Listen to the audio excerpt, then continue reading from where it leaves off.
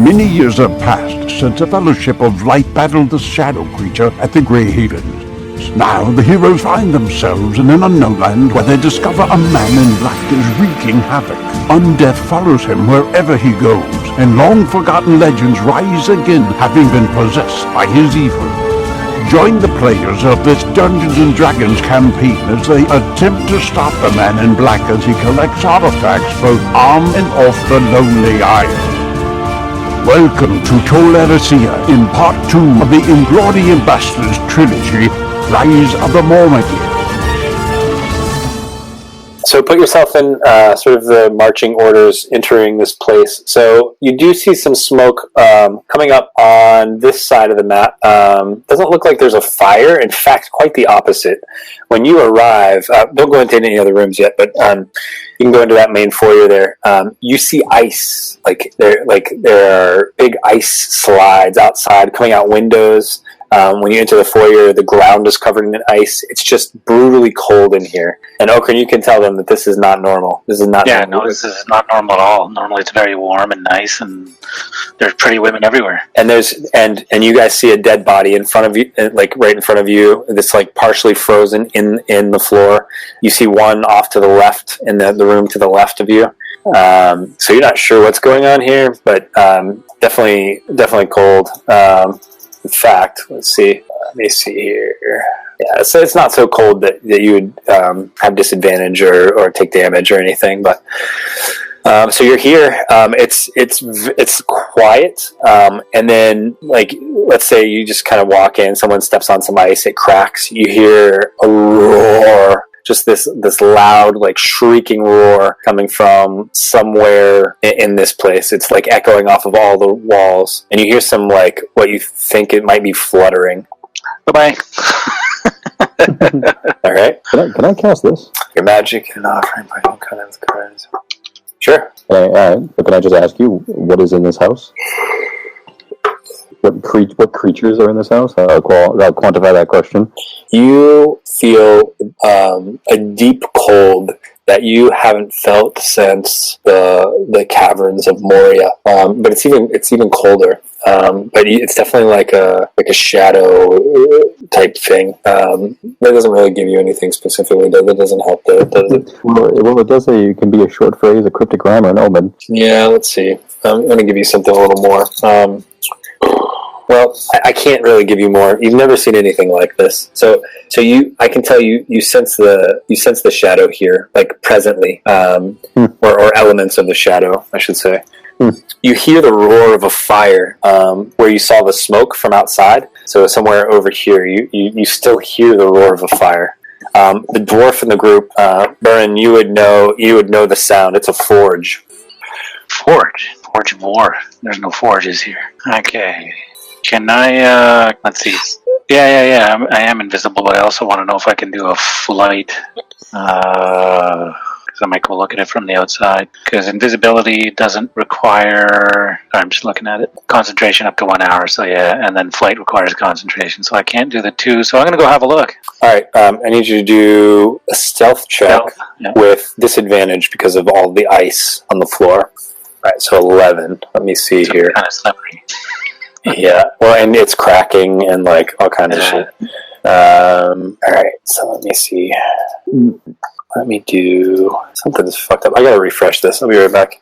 My window got all jacked up. I couldn't see my rolls. So much for Firefox, huh? All right, cool. Yeah, I think we're back now. So what was my last roll? Okay. So nothing. I mean, so you're able to walk in crack, crack, crack. And somehow no one hears you. So you're Okra. We'll put you over here. All right. Are you? How far do you want to go? So we'll say you're there for now. Okay. Well, yeah. I mean, what is that? That's just smoke? No. So this is all it's a big ice pile there. It looks like it's specifically in one area. Although this place is so cold that the ice actually spreads out to in between the boards. I'll go around the ice. Okay. All right then. So, make a perception. Why do I gotta do stuff? Do stuff, man. Do it. No, because it means something's gonna happen. I perceive. All right. You see and it does not see you somehow. You see something that looks like this. Ooh. Yeah. That's creepy. And it's hovering. Well, I'll show you where it is. It's up here, like hovering, just like looking around. Yeah, and big number 2 on its chest. I don't know what you mean. All right, so I will come back. Okay. Do I need to make another stealth, or? That's all right. Go for it. Okay, so I'm going to come back, and I whisper to them a description of what you saw, and it's just around the corner over there, but I'm not out of invisibility. Okay. So I'm not going to tap anybody on the shoulder and freak them out. What do you guys want to do? Want to run in there and give her? Yeah, man, let's do it. I'm going to check the other room over here. Start moving up a little bit. All right, you see the dead bodies there. The one farther up looks like it's been ripped in half. All right. I met them. I think it was let's over do a stealth now. Okay. You're going into new places here. Disadvantage. 10. All right, let me roll for this thing. Wait a minute, can I pass this? If we can just maybe this place out first? Yeah. Yeah, I mean, I've already rolled. We'll know that for next time. So I've already rolled. I'll give you +10. So Okrin, you walk by this body and you hear a floorboard creak, and you remember that roar that you heard before? Same thing, except now you hear running feet towards you, like huge thundering feet. Poo, poo, poo, getting closer. Right. It sound like that? Poo, poo, poo? Yeah. Just like that. Poo, poo, poo, poo, poo, poo, Hey, poo. sure it's not I'm shitting myself right now. All right. Well, I'm going to start heading back. Are we doing an initiative, or? Yeah. So let's do. Don't move from there. Let's do turn order. This is the last fight for the evening. Can you tell us what these things are immune to? Probably ice. Yeah. Ice, baby. Yes. So no vanilla spells. I don't know the rest. Yeah, let's wax a trump now. Go ahead, Faraday. You can wax a trump. Is Marco still with us? Yeah.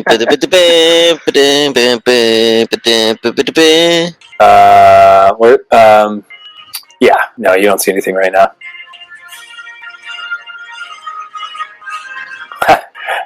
Horse. Sorry, that's a critical failures reference. Yeah. I'm just gonna cast a horse. I should have taken the mount spell. Yeah. All right, Okrin, your turn. Okay, where's the sound coming from? Down the hall over here. Over where? Sorry. I'm pinging. Okay, hold on. I don't see your ping. Oh, you know why? It's because I'm on the wrong layer. How's that? Oh, okay, so down the hall over there. All right. So I'm going to stay invisible, and I'm going to move at this doorway with my head peeking out, and I'm going to ready a Eldritch Blast. That's okay. Yeah. Okay. All right, Morloman. And become invisible. Okay. And then move. Ooh, greater invisibility. Fancy. All right. Riken. Christian still with us? I think he said that Byrne was going to play. Who's he with right now? Hold on one second. So anybody that's cast a spell, please make sure that you're keeping track of how many spell slots you have left. You guys didn't take any rests, so does everyone know how to find out how many spell slots you have? No. Okay, so look at your character sheet. Who said no? Me. Who's me? MJ? Is that MJ? Yeah. Okay. Yes. So look at as Elendor. Go to the character sheet spells page. Do you see where, let's say, first level, it says 4 spell slots? Mm-hmm. You have to keep track. Anytime you cast a spell, if it's a 4th level or a 3rd level, you keep track, and you can only cast 3 3rd level spells, or 3 4th level spells, or 3 2nd level spells. Okay. And so do I put it says slots remaining? Do I add that number in there, or Yeah, just keep track of it. Yeah, so however you want to do it. You can do how many you spent, how many you have left. I don't care. Yeah, it says slots remaining. So if you've cast 3 first level spells, you have 1 left. Oh, I see. Okay, so that's for me to keep track of. Yeah. Oh yeah, Yep. That would be. I mean, because if you're just casting 5th level spells all the time, I mean, that's not. You can't really do that. So John, you too. Makes sense. Yeah, I've been keeping track of it. Okay, cool. I know this isn't your first rodeo, John, so I'm just making sure.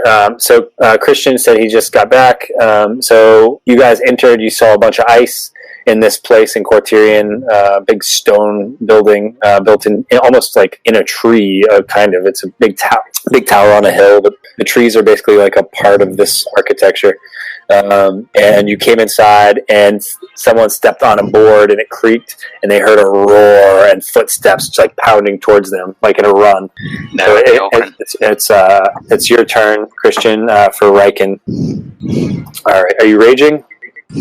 Okay, so if you don't attack something, or if something doesn't attack you next round, then you'll be out of your rage. No, you don't see anything yet. All right, Just punch yourself. Something is definitely coming, though. Yeah, burn. All right, burn. Okay. Zelindor, your turn. Let's see. I will. I was trying to figure out how many spell slots. Sorry. Let's see. If I cast... Yeah, you can keep casting cantrips, yep. Okay, so that being the case, something like Entangle. Can I cast that on an area, and if something walks into it? So it says a creature in an area when you cast the spell must succeed on a strength saving throw. Okay. Language with these spells are very specific. Okay, so then in that case, I just do... Can I cast that on myself? Visibility? Yep. Wow, how many people do we have invisible right now? Morloman, Zelindor, and Okran are all invisible? Yep. Tessera looks like a tree. Are you? Did you stealth? No, I'm kidding. Oh, okay. All right. So I'm gonna put God. What am I gonna put on? I'll put ninja on. Wait, was Tessera out of the order? He's at 19. No, yeah, maybe a little bit. I can move you back into place here. Okay. Yeah, so go ahead and do your thing. Me, or is someone's turn still happening? You can do test. We'll do test rows now. Okay. Tessera. Right. Tessero's going to run up here next to Riken, sort of. Wait, is this a guy here? Is that a dead body? Dead body. That's what I thought. Okay. Next to Faradir, and it's as far as he can go. Yeah, I don't know if there's much I can really do. Actually, I'm gonna cast Cure Wounds on myself. Okay. All right. So you guys still hear these thundering steps, and so you guys are all bracing yourself for something like major. And you see, going to be on the right plane. So what comes out here is another one of those creatures. They're flying. So you're expecting like definitely something land-based with thundering, and this thing pops out into the middle here, and it sees Faradir, Tessero, and I guess Riken. Let's see here. What can he do? At the same time here, so I'm going to do all of these creatures at once because I just rolled 1 initiative for them. So Riken, or Burin rather, this thing flies right over here, and what's that? Let's see. Okay, see what this is here. Okay. So this thing flies right in front of you, Burin. It's keeping its distance, and then behind Riken, actually, as Zelindor, you see something flying like right through here. It doesn't see you though. Right, man. Yeah, so it comes right in here, and that's about all that you see right now. So if anybody has a ready to attack that they wanted to do that is triggered, is that the case for anyone? Yeah. Well, not triggered, but I was going to blast it. Oh, but you have it readied, right? Yep. Okay, so do your thing. You won't be invisible anymore. Oh, I get it. All right.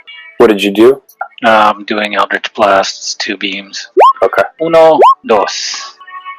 Boom, boom. All right. 21. Wow, yeah, both are going to hit. Okay. So that's a total of 11 damage, right? No, only 11 damage. Okay. That's kind of crappy. A 1 and a 3. 4. Wait, what size are these creatures? It's terrible. Small. All right, so I'm going to do their turns now, and they're each going to do Frost Breath. Alright, so I need Burin and I think Fairdeer, Tessero, and Okran to do Dex saves. Want me to save on Dix? Save on Dix.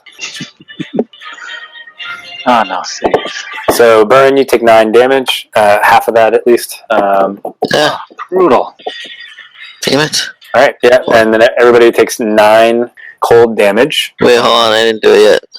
I'm trying to select my guy, but I keep moving him. Okay.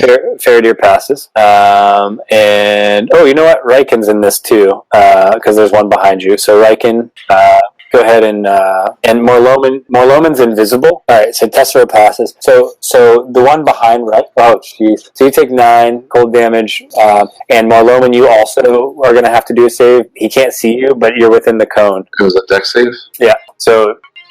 Alright, so Morloman passed, and on, let's see. So you guys only take half. So you take 4 damage if you saved. I know. So right after this, the feet get really close, and this humongous creature, I'll show you what he looks like. It's like this, like pushes this flying ice creature out of the way, and like knocks off some of the door as he pushes himself through the doorway. That is no, it is not. So he like pushes through here and knocks his buddy out of the way. He's right here, and he comes basically right over here to Fairdeer and Tessero, and he is going. Yeti spaghetti. So he is going to attack whoever's closest. So we'll say Fairdeer. So Fairdeer, let me look at your 19. Okay, so both are going to hit, and he does on his first hit he does 20 slashing damage and 23 cold damage, and on his second hit he does 14 slashing and 9 cold. Oh, disadvantage? Yes, they do. The disadvantage rolls were 27 and 20.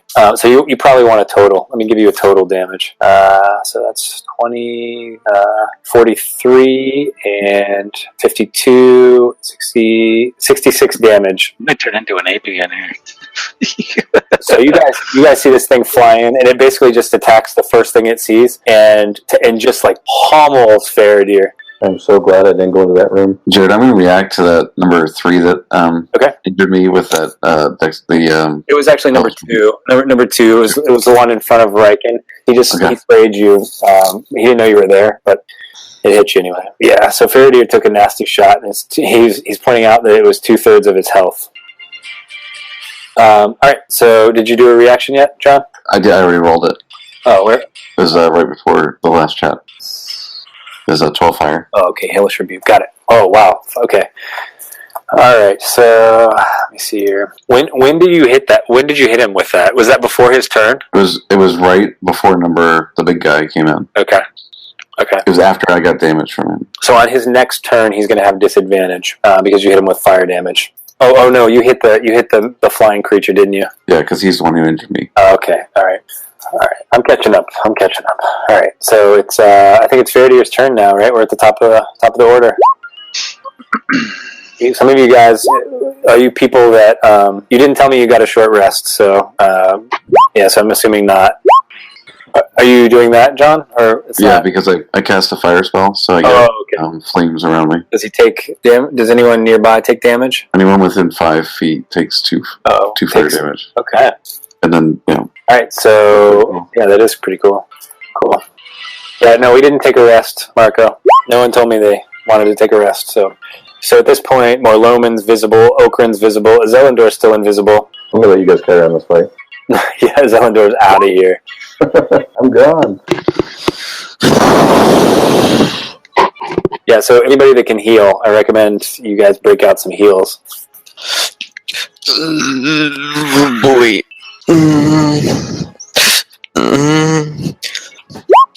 Jeez. Oh, sorry, I just saw that you rolled. Let me see. Yes, they both hit.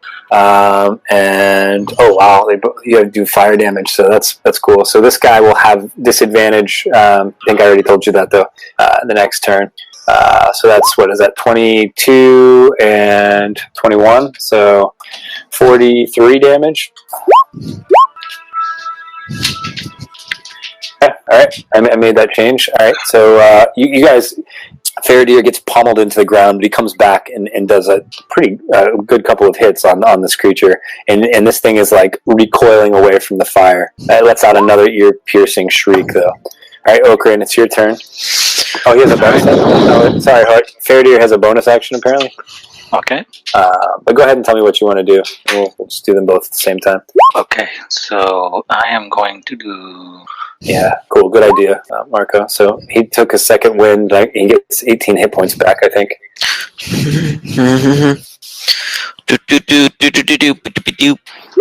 So Okrin is doing mass cure wounds. Oh, very good. Not anymore, Marco. You got 23 back. I think that's basically everybody. Well, there's 7 of us, right? Well, counting yourself. Are you trying to heal yourself too? Yeah. Okay. All right. Well, who's not injured? I don't need it. All right. So everybody but Morloman. Gets what? 23 hit points, right? Noise. And Damn it. I'm going to move away here. A little out of sight, maybe. Okay. Yeah, out of sight. Ça, c'est mon tour, là. All right, Morloman. Do that against number 1 there. Against the big guy? Yeah. Okay. And then with that, I get to do this again. Oh, jeez. All right. And I think that hits number 3 also. Sure does. Awesome. Yeah, you guys see the man in black with you just like erupt in flame every time he casts a spell, which is a little weird. Most of you have never seen a spell cast until like the day before yesterday. All right, Tessero's turn. You're right next to this big thing, white thing, dead-looking white yeti thing. It's all right. very deady. Tessero is going to grow into his Groot form. Nice. All right, you can bring it out, I think. How? Just drag it out. Drag it out onto the map. I can do it for you if you want. Guardian Tessero. Bam! All right, let me move your character first. I'm going to put you over here so you can use his token actions. Cool. All right. I'm going to drop my bow and take out my broadsword. Where is it? Where's broadsword? Okay, here we go. Okay, so he looks like he's using this like toothpick. And so a hit, miss. So hit and miss, and so I do 12 damage. Were you hidden? But there's allies next to him, so I get. Oh, perfect. Okay, yeah. So just give me damage there amount. 12. All right. Yes. Cool. You hear somebody yelling, "Help me!" from the back room. Tessero says, "I am Groot." All right. So you guys all hear this. Okrin, you hear this too. You recognize the voice. It's Meril. Oh, I gotta go rescue her. Streep? Yeah, Meryl Streep's here. All right, it's Riken's turn. All right. AC is 11. That can't be right. Hold on. His AC is 11. All right, so both of those are going to hit, and you're going to. All right, you knock this one out of the air, and it shatters into a million pieces. But you take 13 damage from the pieces of ice embedding into your skin. You won't take that much. You'll take half that, but it is slashing. All right, Burn. This thing just cold breathed you. It does, and it also blows up, and you take 9 damage. All right, you're struggling because of your dwarven belly, but I'll say you can do it. Yeah, this dead yeti thing doesn't smell very good, but you've smelled worse. You're a dwarf. Zelindor, you hear all kinds of combat going on. Oh shit! Maybe we should just we'll take a look. We'll move up here, and I can see them, and I'll cast Ice Knife. He's dead. So who are you casting it on? The two on the other side of the room there. Okay. Someone's turning me on by breathing heavy nightmare. Number 1 or number 3? Yes. Oh, you gotta be kidding me. Which one are you attacking? I'll attack number 3, but it shatters though. It It doesn't kill him. take damage. Okay. You create a shard of ice and fling it at one creature. Okay. Wow, you got terrible damage, huh? Oh, absolutely awful. So within 5 feet, or you take 2d6 cold damage. Oh, okay. So it does extra damage. Yeah. Yeah. Okay. Yeah. So go ahead and roll. Yeah, roll that. All right. So that's going to kill this flying thing, and all right. Well, Roman takes damage too. Yep. Got it. All right. Go ahead and do your movement. I did. I moved up. Okay. Let's see him. All right. So these guys are out of the order. So just this big creature is left, and he He will get pounded on. Yeah, you guys are gonna get pounded on. Let me see. What is he gonna do here? He is going to beat on. So Tessero, make a Constitution save. He does. Yep. 6. Alright, you take 30 cold damage, and this is something called Chilling Gaze. So he glares at Tessero, mostly because he's eye to eye with him, and so you start like shivering when he approaches you, and he stays within range of both Burn and Faradir, and like you think he's just attacking the biggest thing in the room. And let's see here. So you take. He's going to hit you twice. He crits you on the first hit.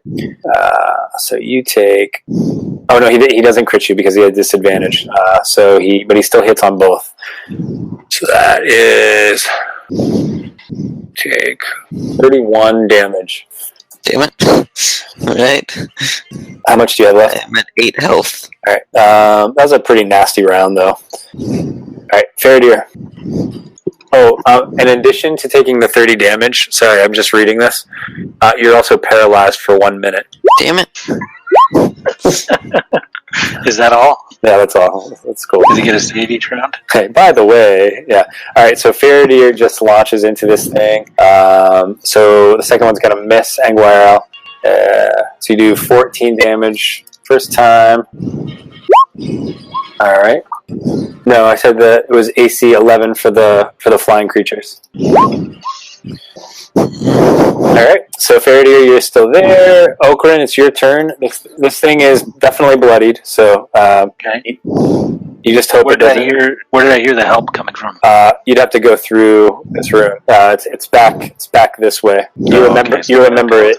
There was a library back there where you guys had one of your love making sessions on one of the bookshelves. Sweet. Yeah. Yeah, so what I'm going to do then is I'm going to... Oh, I should have checked the range on this. So I'm going to summon a... It's 10 feet, so that's fine.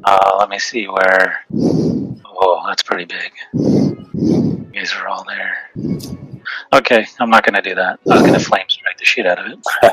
Yeah, because if you miss and hit Tessero, he's frozen, so there's no he would just hit him. Tessero was pretty badly damaged, eh? He is. And how does your guardian form work? Is it actually your hit points, or is it? Yeah, it's my hit points. Oh man! I was supposed to I get 3 temporary hit points every turn. I don't know if that stacks with itself. Everybody gets another 18. No, it wouldn't stack. With temporary hit points don't stack. When did everyone get another 18? Just now. Just now? Okay. Yeah. How many of those you got left? That's it. All right. Except me, I didn't cast it on myself because I have. I still 3 think damage. Faradir and Tessero, if they took another beating from this thing, it would be bad. I move over there. I didn't move him. Okay. Yes, Faradir, another 18. Is that temp or no? That's just regular hit points. No, that's permanent. Yeah. Okay, Morloman, you're up.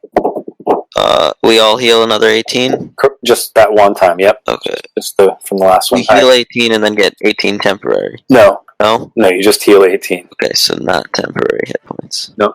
All right, cool. So 10 damage to this thing. Awesome. He's not looking good, and he has way advantage or I disadvantage. think I can re-roll that 1 on the flames. Go ahead. All right, so take another 2. All right, Tessero, you're frozen. You give that damage number Is there 3 anything also. I can do? I did, yeah. Can I cure wounds myself if I'm frozen or no? Let me see. So you're technically paralyzed. Let's look up that condition. Okay. No, I can't do it. I also get 3. Let me read it to you. A paralyzed creature is incapacitated and can't move or speak. Creature automatically fails strength and dexterity saving throws. Attack rolls against the creature has advantage. Any attack that hits the creature is a critical hit. Oh, shit. Who was this? Ow. Guardian.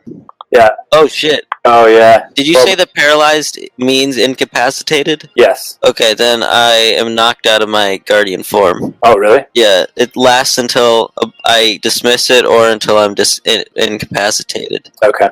So you're paralyzed for 1 minute unless you're immune to cold damage. You can repeat the saving throw at the end of each of your turns. So at the end of this turn, you can repeat the save. It's a DC 18 Constitution save. Okay. Challenge rating of this creature is... Damn it. Are you looking it up, MJ? Let's see. Challenge rating. Let me look it up.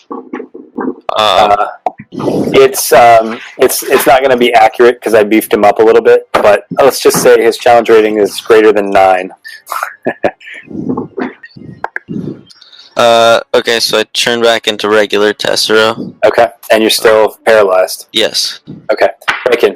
Where is regular Tessero? Oh, he's right over here. I'll bring him back. Okay, cool. So just reduce your hit points to whatever you have, 26. All right. Oh, nice. So that's 37 damage. Is that right? Nope. Don't bother. He's dead. You guys got him. All right. So Riken, you guys have never seen Riken react like this, but knowing the Riken that you used to know, this like I don't want to say mild mannered, but he was this like warden woodsman. He's like foaming at the mouth now, and like smoke is coming out every time he breathes deep, which is what happens when he rages. It's pretty frightening, actually. I'm going to clear off the map here. I'm going to go to the dynamic lighting layer and clear the drawings. See if this works for you guys. Does that work? Mm-hmm. All right. So you guys, let's come back to this back room here. I'm going to move more Loman so you can see. So you guys, Okran, you'll probably be one of the first people there just because of your history with her, and she's like half like frozen into this big ice mound, and we only have about 7 minutes before we need to end. So we'll just speed this part a little bit. So you learn lots. Cool. And you guys will get a chance to, it's up to you what you're going to do based on what she says. So Meril will say that the Man in Black came to Kortirion and obviously brought some help. And while they were basically dispatching every elf here, there's just a ton of dead elves. He like grabbed the golden book from the library and Of course he did. and then he headed to the forge room and he started the forge going for some reason. And she's not sure what that was about. She knows approximately the direction. She says that he's... actually, she doesn't know the direction he flew off because the last she remembers, he was heading to the forge. But you could ask her other questions if you want. No, she doesn't know that. How long ago was it? The last time, let's see, Faradir asks, can we do perception on the forge? Sure, we can go down there. So the last time she saw him was probably an hour ago. But when she started hearing you guys starting cracking around, and basically when you got here, she heard the forge basically stop like roaring, like maybe someone stopped manning it as soon as you got here. Do you take offense at that, more Loman? I do. I told you, I'm not the Man in Black. I told you. You can see him. She just looks at you funny, and like you can tell, like she's looking more Loman up and down. Like you can see the thoughts in her head. Like he is wearing black, but she says, "No, this is the Man in Black. I'm guessing is not here anymore." So Okran does a perception where? But then we're going to go to the forge and perceive. Oh, okay, all right, yeah. So you go down to the forge room, so the forge is hot enough. I guess maybe Burn would know this. The forge was being set up to reforge a weapon of some sort, but it looks like the forge never got hot enough to do that. No material. Sure. Yeah, you can try survival tracking, Faradir. And Faradir is actually okay. All right. So you think you actually see remnants of the smoke still leaving the room, not from the forge, but from the man in black. Whether he is trying to see what you're doing, but it's just like dissipates, and as soon as you notice it, it's gone, and it makes for the coast. So if I could show you a map, so you're not familiar with this geography, but if you were to talk to Meril, I'm assuming you dug her out of the ice and didn't leave her back there. Yeah, no. So let's look at the map here. Erisea. So you guys now are at Kortirion, and basically it headed west towards Tavrobel, or sort of that area. Anything else we want to ask her? You were instructed to ask about something else. Where's the gong thing? The hammer. The gong hammer. The mallet of Tombo? No. Little Heart said if you find the mallet in the course of your adventure, to please bring it back to him. But that wasn't what Lindo and Vare asked you to find out about. Where's our list? Where's She doesn't know when you say the shadow. Yeah. So she doesn't know him as the shadow. She would describe him, and it's the same. It looks the same as that picture that I showed you. She did not know. But she says, he could have had one of the minions carry it around, or left it in the forge, or she just said, honestly, I was scared for my life, and I was trying to protect the library, and he came and knew exactly what he was looking for. He took the golden book. Does she know what was in the golden book? Lots were in the golden book. Regarding the Master Palantiri. So when you tell her that the Master Palantiri has been stolen, she gets a worried look on her face and says, my guess is that they're trying to use it as a conduit to some other place. What could he possibly, where would he possibly want to go? Void. She says, but the void is guarded. Yeah, so we think. Yeah, she says the void, the door of night to the void is guarded by Erendiel and the Silmaril. Morgoth will never be able to. Morgoth is bound, and the door is guarded. He can't re-enter. So we think. No, there's no other way in. She said, I guess they could try to open a port. It probably wouldn't work. They would need a power source of unparalleled strength to open a portal. Well, she says that wouldn't. Thinking back, the group that has done the ritual, you would know that the Master Palantiri wasn't the fuel, it wasn't the source of energy driving the ritual. It was the conduit to a different place. Something like, I can't imagine, Byrne, you would remember what you guys, the living stone, the Ea, is what you think was sort of the power source for the ritual last time. So she says, the only thing that could open a portal large enough and more powerful enough for Morgoth to come through would be a Silmaril. But, there's only one Silmaril left in existence, and it's guarding the door. That's where we need to go next. She laughs. And says, "Oh," she says, "Okran, you can't visit the door." But she says, "No one can visit the door. No one can get to Vingalot, Erendiel's ship, let alone catch it." She says, "This is folly. The man in black is, if they're trying to open a portal, this is just it's in vain. Must be something else." You guys were supposed to ask her about something else, though. Did you write it down? Let's see here if you wrote it down. You didn't write it down. Oh well. Does anybody remember the Prophecy of Mandos? Is that my lore?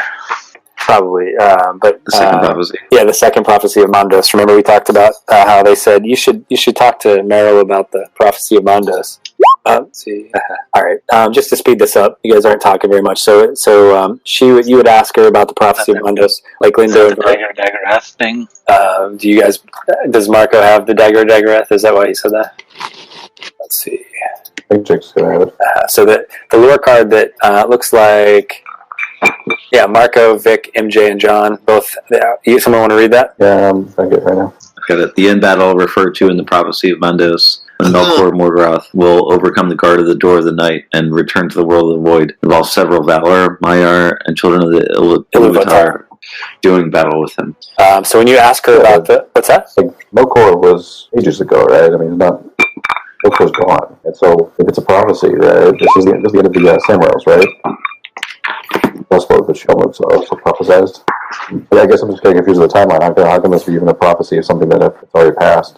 So when you ask her about the prophecy of Mandos, here's what she says. She says there's 3 parts to the prophecy, and it was in the Golden Book, and I've only memorized the first part. And she says, here it is. I'll copy and paste it in there for you. So, thus spoke Mandos in prophecy, when the Valar sat in judgment in Valinor, and the rumor of his word was whispered among all the elves of the west. When the world is old and the powers have grown weary, Morgoth, the black foe of the world, seeing that the guard sleepeth, shall come back through the door of night, out of the timeless void, and all shall be darkness. For the sun he will turn to black, and the moon will no longer shed his light. But the host of Valinor shall descend upon him as a searing flame, white and terrible. Then shall the last battle be gathered on the fields of Valinor. Yeah. So she recounts that when you ask her, and I'll copy and paste that in there for you. But for now, she suggests that if you have more lore questions, that you do make for the coast. But before you go into Tavrobel proper, that you make for the House of 100 Chimney and seek out Gilfanon. Though this marks the end of the episode, the road goes ever on. Until next time, join us at longwinded.one and consider giving us a review on Apple Music, Spotify, or really whichever platform you choose.